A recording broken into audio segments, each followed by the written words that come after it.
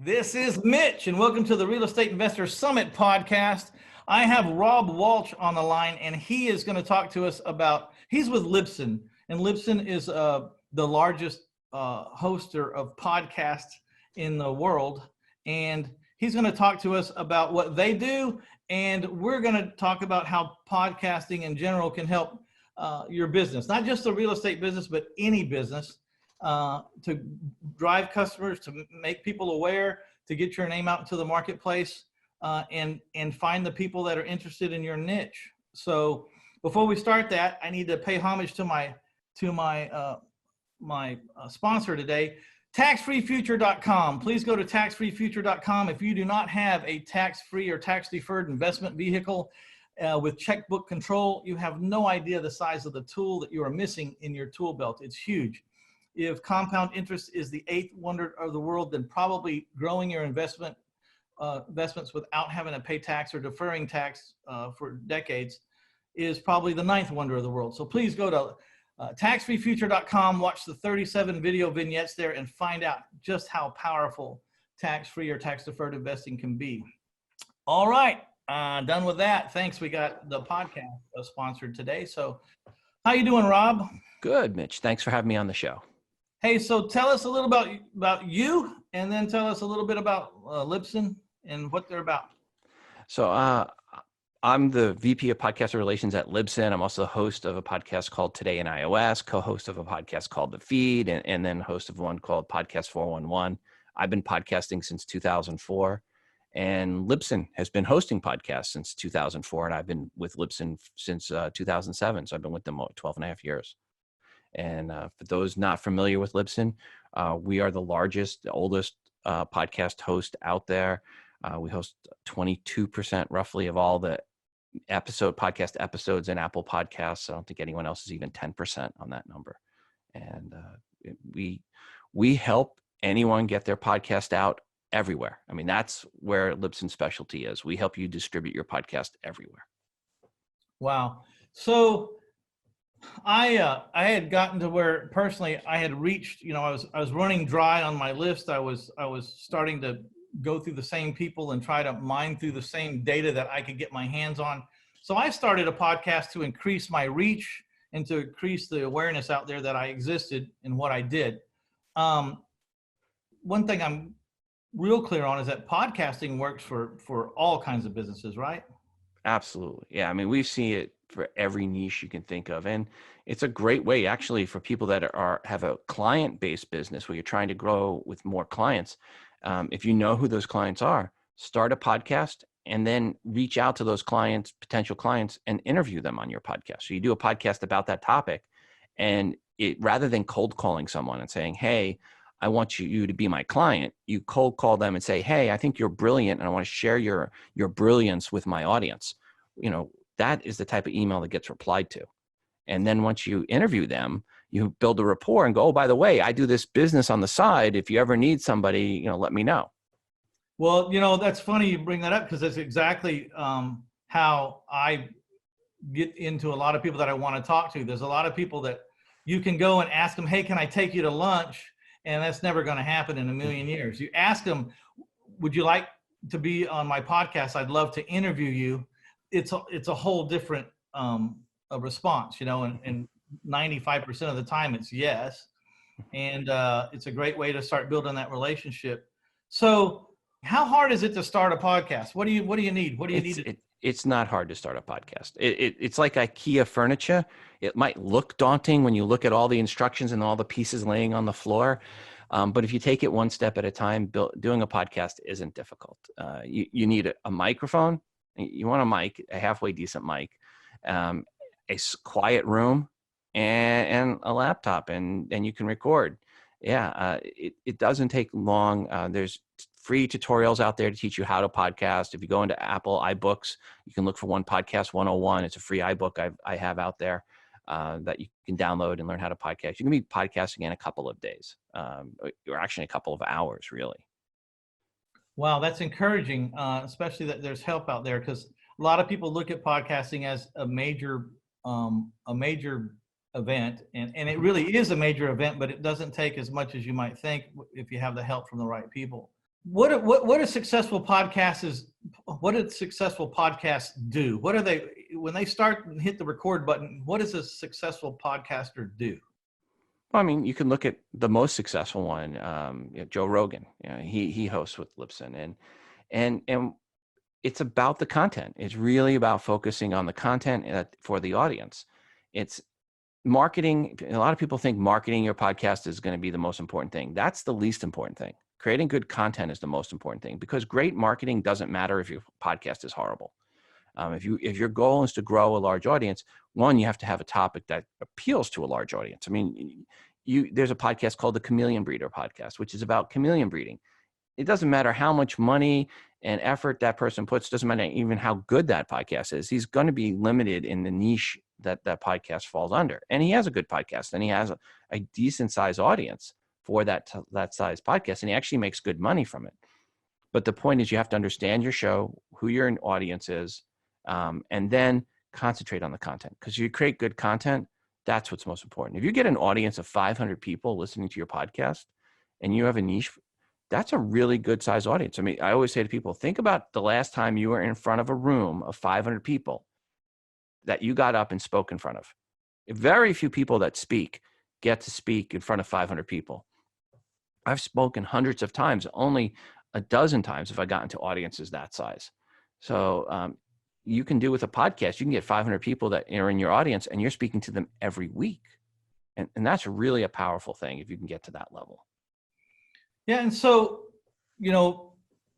some people can do podcasting for a hobby just because they like it, but it really, you can take it to a different level and start to monetize your podcast. If, like you said, you're a client-based service or business, or if you sell a product, it really helps to have those things in the background. But like you said, we shouldn't go into the podcast trying to make a sale. We should go into the podcast trying to make a relationship and trying to build an audience who's interested in what we're interested in, or like-minded people. Right. I would say that if you're getting into podcasting for the sole purpose of monetizing directly from that podcast, and you say, my business model is I'm going to build a big audience and I'm going to monetize through advertising, take any money you are about to invest in podcasting, go to the local Indian casino and put it all on black or red. Your odds are so much better of making money, because only about 1 in 11, 1 in 12 podcasts, 1 in 4, I think actually the last time I ran, it was 1 in 14 podcasts really even monetize. So most podcasts don't monetize, don't ever get to the numbers where they can monetize directly through advertising. So if that's your business model, it's a failed business model. The chances of it happening are 1 in 14, even 1 in 10. And by the way, all the horse tracks in the US get you better odds than making money through podcasting. Wow, I did not know that. So I may be one of those 1 in 14 anomalies. I mean, I did not start my podcast though to monetize. It just happened that there was a lot of peripheral products in coaching programs and stuff that fit into my audience. And there was a lot of different ways to make money in real estate, which is what I do for a living. That's what my audience is either young investors or young entrepreneurs who are trying to figure out how to get to the financial freedom side of the equation. And so I stumbled into it completely by accident. I also realized one thing though, when I was going to start the podcast, you have to be in it for the long haul, right? Because like you don't get an audience in the first week. And even if you're going to monetize, you got one person, one affiliate on the first day that you do an interview with a guy who has an affiliate program. You got one podcast, when my podcast started becoming a little bit more lucrative in the affiliate side was when there was 50, 60, 70 podcasts archived, and people, and 3/4 of them had a product to offer. And then when they got on to interview, like you say, Rob, you got to deliver content or everyone will just turn you off, because no one wants, you all see those things on cable TV where they're selling vacuum cleaners and they're selling blenders and they're selling Joe Foreman cooker things. Yeah. And the whole show's about that. Like, how many people tune into that? Right. Very few. Right. Yeah. Most people that monetize through podcasting don't do it even directly through advertising. They do it through building up a brand, building up their business, or getting a job. One of my favorite stories is a guy that he'd stopped podcasting. I asked him why he stopped, and he goes, well, his podcast was about his favorite soccer team in the UK, Manchester United. And the marketing team liked his podcast so much they hired him, and he had to stop the podcast. So he got his dream job from his podcast. So there's ways to monetize, not directly through the podcast, but because of the podcast. Other people get career advancements, they get promotions at work because they have a podcast at their company, and they start interviewing people inside the company, and they interview the CEO and other people. And then when job openings happen, people remember this person at the company that was interviewing them, and they go, oh, he would be good for this, or she would be good for this. So there's a lot of people that have made money from podcasting, but not directly. So yeah, you have to do it long haul. You have to be in it for the right reasons. But if you're in it for the quick buck, that's why a lot of people quit. I mean, a lot of people quit podcasting before they get to 10 episodes. And then there's another big group that drop around 50. What happens with the ones before 10, they go, oh, this is more work than I thought, more than blogging. Well, creating good content is actually the hard work. And then the other group quit around 50 because they've been doing one episode every week for a year, and their audience is 50 people. Well, they realize they're never going to monetize after a year, and they get out of it. The problem is when you look at those shows, a lot of times they hit record, they hit stop, they don't edit, they don't do any research. They spend, for a half an hour or 45 minutes episode once a week, they spend 50 minutes on that 45-minute episode. And they think, well, that was enough. No, you have to put time and effort into it. Okay, so when I started the RE Investor Summit podcast, the Real Estate Investor Summit podcast, I said I'm going to go for a year at least, and I realized that you had to get off to a fast start, and I committed to do 6 podcasts a week because I knew that to get an audience, I had to interview, and I was JVing with the people that I was interviewing, which meant they were going to send the podcast to their audience. And so whether my audience was 50 people, they might have 2,000 people in their list. So I knew that the more people I interviewed that had a following, the faster I would get a bigger audience, because at least their interview would go out to their audience. Mm-hmm. And so if I did 6 a week, then it would move a lot faster. And we were right about that. One thing I didn't realize is people binge listen to podcasts. If you have a bunch of archived segments, people binge listen to them like they binge watch Netflix series, whatever. I had no idea that people were that into listening to that many podcasts. I have about 300 archived podcasts right now, maybe a little more. And I'm really surprised at the amount of people that say, I've listened to every single one of your podcasts, and I'm always waiting for the next one to come out. I'm down to just 2 a week now. Just because I built up, right. And I couldn't keep that pace and still have all my other jobs and businesses, but I was willing to commit a year to get it off the ground. Where is Libsyn located? Where is it? Our main offices are in Pittsburgh, Pennsylvania. Yeah. And then we have people throughout the U.S., but our main office, the majority of the Libsyn employees are in Pittsburgh, Pennsylvania. Yeah, I'm sure they do a lot of things virtual. What's another interesting success story off the top of your head, if you can, of a podcast gone well? Oh, we got a lot. I mean, a lot of the top ones. I mean, Aaron Mahnke with Lore started with us. Mark Maron, WTF. Mark Maron, his podcast is with us. Hardcore History, Dan Carlin, his podcast is with us. So, those are ones that have done well. John Lee Dumas, his podcast is with us. Pat Flynn's podcast is with us. So a lot of the podcasts that people know of are hosted on Libsyn. And because of that, we're able to get those podcasts out into different places. So we were the launch partner getting a podcast into Pandora and Spotify and all these other places. And I think really that's what's changed in podcasting, and why podcasting has become so popular now is any place people listen to audio today, any of the music services now support podcasting. And that's really what's really helped podcasting. But we have so many success stories. We go back, you look at any of the top podcasts, but even we mentioned earlier, the Chameleon Breeder podcast is a good success story. There's a podcast doing well, making money, but in a real small niche.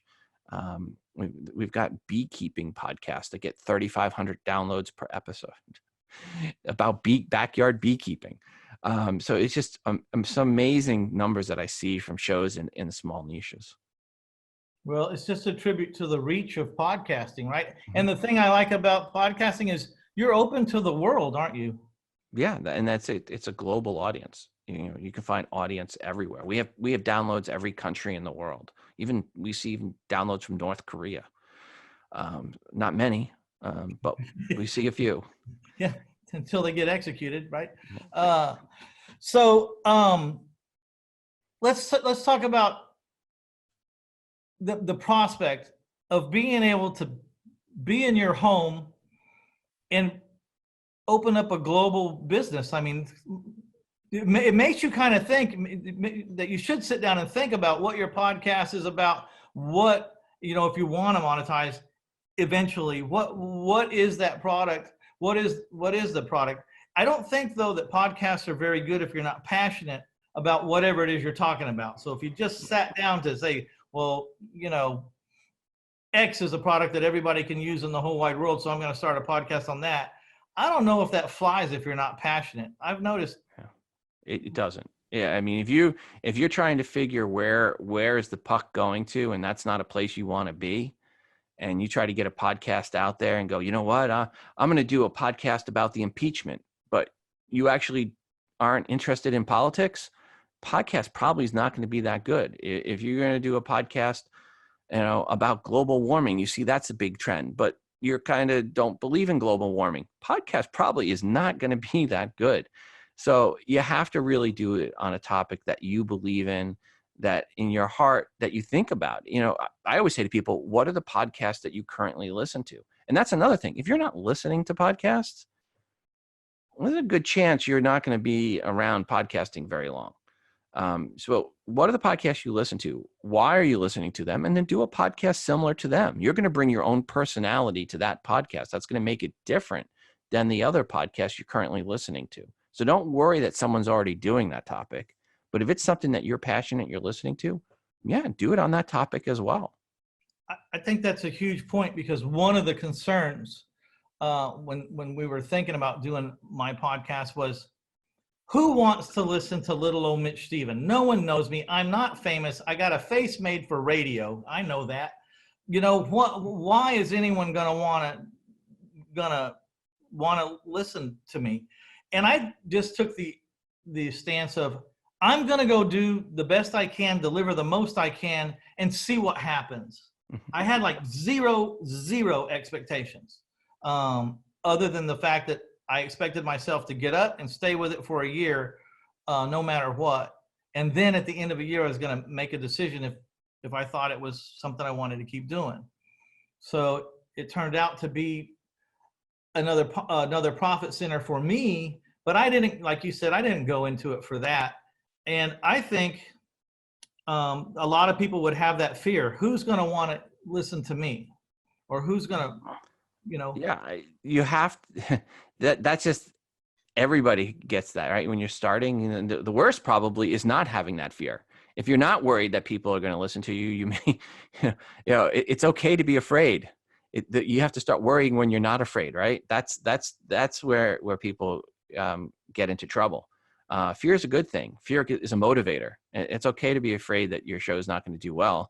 Dan Carlin, Hardcore History, Dan Carlin is, by number of individual listeners per episode, one of the largest podcasts out there. It gets multiple million downloads per episode. And I remember about a year and a half ago, he sent me a text message saying, hey, is the episode coming out? He goes, yeah. He goes, I hope this one's good. He goes, I'm due for a failure. I'm due for a bomb. He was paranoid his next episode wasn't going to be good. This guy's got millions of downloads per episode. You have to have that fear. And that's a good thing to have. That motivates you. Yeah. Being afraid makes you struggle to, or strive to make sure your content's the most you can get out of it. You can't phone it in. The people whose shows fail are the ones that just phone in. I don't have to try. I'm just going to hit record. I'm going to hit done. I know what I'm talking about. I don't need to research. Those are the ones that fail. What do you say about the length of podcasts? I've heard like people say, well, people's attention span isn't over 6 or 7 minutes or 15 minutes and your podcast should be short. And I say, I like to interview until it's not fun anymore. If that's 30 minutes or 15 minutes, and when I say not fun, I just mean there's no place else to go, or I don't know what else I don't know any more content I can get out of it. I stop it there, but if we're having an engaging conversation, you keep going. What is Libsyn's data show on podcast, the length of a podcast? Do they show any? So yeah, I went, and this is something I talk about quite often. I went and I looked at shows on Libsyn that were getting 100,000 downloads or more. So we're talking about where the audience has voted that these are the good shows, right? The audience has spoken and said, these are the most popular shows. And I looked at that. 84% of those shows with 100,000 downloads or more were 51 minutes or longer. That's 51 minutes. Only 6% were less than, or 22 minutes, or actually 30 minutes or less. 12% were 2 hours or longer. And when you actually go and look at Apple Podcasts overall, and again, Libsyn's the largest, but if you look at Apple Podcasts overall, it's similar data. The median, when you looked at the top 200 episodes in Apple Podcasts, what we found was 65 minutes was the average for the top 200. 75% were 41 minutes or longer overall. And that's with the NPR podcasts in there skewing things down a little bit. But the reality of the situation is length won't hurt you. Now, I have to put two big caveats on this. Don't be long thinking it's going to make your show popular.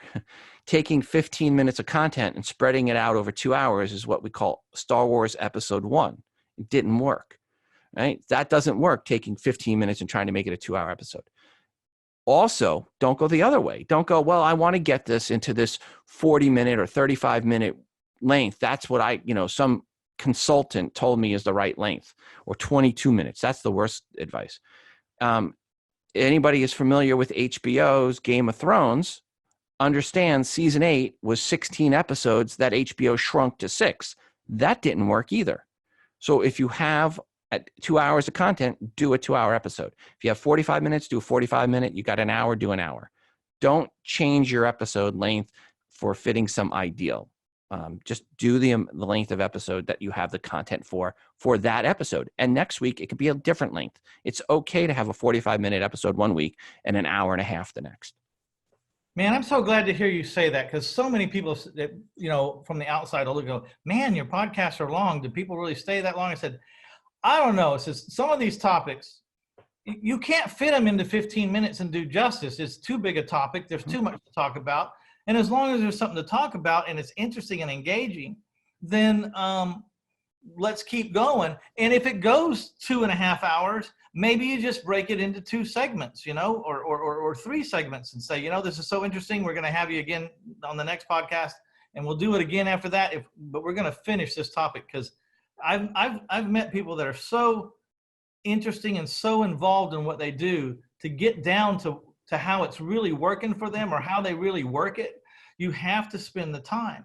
Right. And I'd just say that if you took all those consultants that are out there telling you to do the 22-minute or 30-minute episodes, and you combined all their downloads for all their podcasts, if they even have any, and you combined all their downloads, they wouldn't equal one episode of Joe Rogan, whose episodes are 2.5 to 3 hours long. Right. Right. Don't worry about length. Don't worry about it. Joe Rogan's so successful. Can you tell us? Do you know? Or you have an idea? Yeah. He just didn't listen to all the bad advice that's out there from all those consultants. He just did his own show. He released episodes when he wants to release them. He doesn't release on the same day every week at the same time. He releases some weeks, 1 episode a week, sometimes 3, sometimes 4, sometimes none. He's off elk hunting. Right? He releases the content when he feels that it should be released, and how often he feels he should release it. And he lets the episode and interview length go as long as he wants to go. He doesn't worry about some artificial limit and length. He doesn't try to meet some norms. He doesn't go out asking people to rate and review his show. He doesn't ask people to do all this stuff. He just creates good content, and then the audience goes and promotes it on their own. And that's the secret. Wow. So there's probably questions I'm not even smart enough to ask. Do you know some other interesting content that we would need to know about Libsyn and podcasting, or have I run my hosting course so far? Yeah, I mean, the biggest advice I tell to people is just get started. Start with one episode. When you launch with one. Don't worry about launching with 10 or that. We've actually looked at shows that launch with 1, 3, 5, and 10 episodes. And the shows that launch with 10, 6 months later, tend to do a lot worse than the ones that launch with 1. Reason is people that launch with 10, oftentimes what they forget to do is they forget to have interaction with the audience. And if you really want to grow your show, in most cases, you need to have a call-in number. You need to have some sort of feedback mechanism. You have to have it where people can call into your show, send you email feedback, because your listeners are the ones that are going to promote your show. All right? So for most shows, it's your listeners that are going to grow your show. And if you don't have a way to interact with them, and you go and launch 10 episodes on day one, what happens is people start listening to the show and they realize there's no listener feedback, so they're not going to get part of it. And those people that would have been advocates, would have promoted your show, kind of get turned off by those shows. So now there are exceptions. And again, but overall, when we looked at the general stats, 1, 3, 5, and 10 launches, the ones that launched with 1 did the best, 3 was close, 10 were the worst. So just launch your first episode, get out there and get going.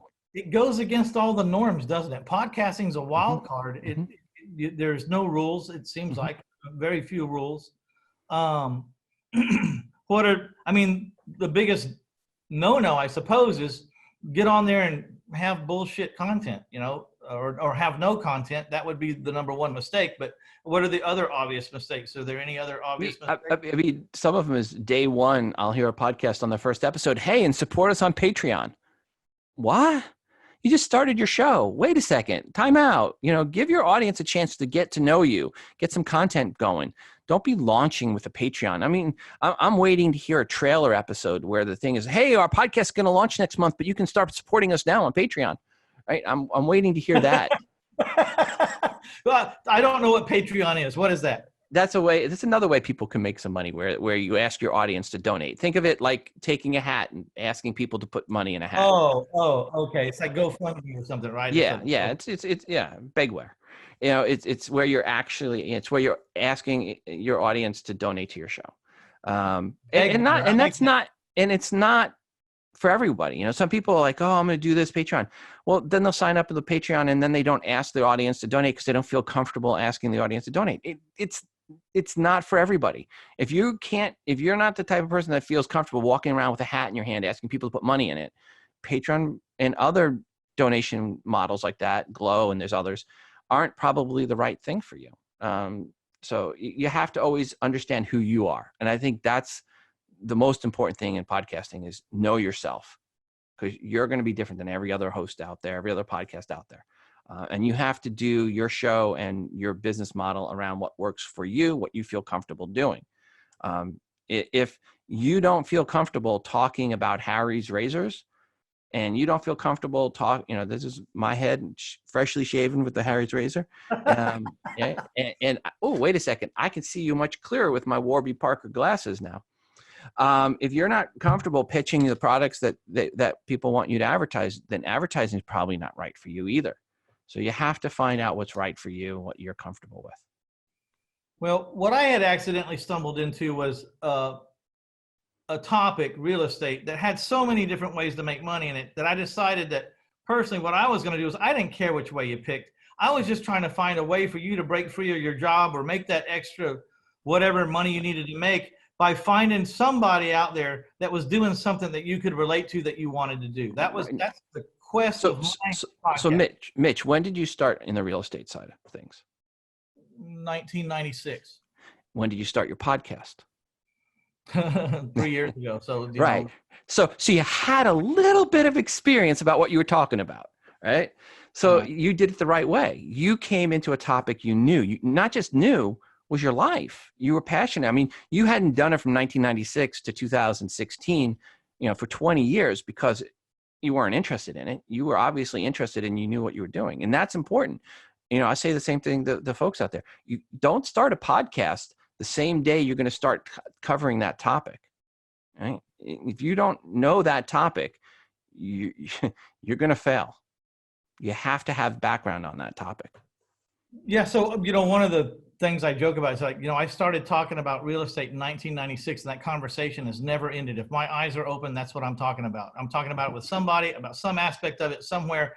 And if I get off topic for even a short period of time, I'll be right back in a minute. Just hold on. Let me go down the little rabbit hole for a second. And I'll be right back on real estate. Right. So if you want to know folks, if you're listening, you want to know what to do a podcast on, go to your significant other and go, what do I talk about too much? There's your topic. I love that. I love that. What do I talk about too much? What do you wish I would never talk about again? Okay, There we go. All right. Well, this has been a great conversation. I want people to go to REInvestorSummit.com/podcast hosting, and there we'll have all the information so you can hook up with Libsyn and get whatever they have to offer, tutorials or advice, maybe a consultant to help you get started. I don't know exactly what all you have there, but your people are going to get with my people, Rob. They're going to figure out what goes over there. So if a person's interested, they get whatever they need to get started. All right. Absolutely. Mitch, thank you so much for having me on the show today. Hey, thank you. And I want to thank taxfreefuture.com for being the sponsor. Please go to taxfreefuture.com and check out what your financial advisors are not telling you. We're going to tell you what they're not telling you and why, and it'll make sense. All right, my friends. This was Rob Walch with Libsyn, one of the biggest podcast hosting companies in the world. And it's been a pleasure. Thanks.